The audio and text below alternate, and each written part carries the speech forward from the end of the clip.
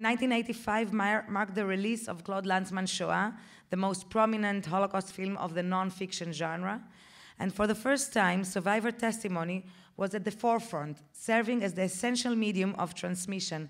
As you may probably know, Lanzmann didn't use a fragment of a footage or one photograph from these atrocity films or those propaganda material from the first generation, because he had this reluctancy to use these elements in his film. He said the only way to tell the story is through these stories of survivors.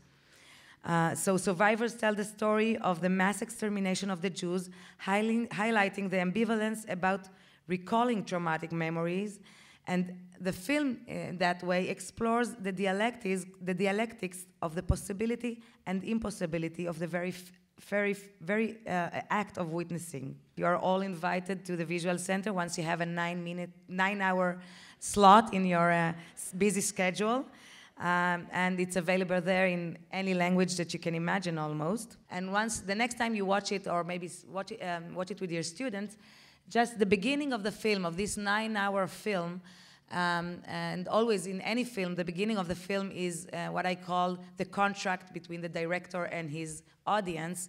And Srebnick's testimony at the beginning is just, the very first minutes he talks about himself being at the place and can't believe that he's there, can't really think about a way of conveying the story. There's no way that I can tell you, there's no way you can imagine it, there is no way that you can really understand what happened here. Even that I was there, I'm unable to recreate all that happened here at the moment. So Lanzmann is basically telling us, you're gonna hear a story that is unrepresentable, nothing is left, nobody can really imagine what happened there, and even those who passed through it, who were there, are unable to recreate the event in their minds.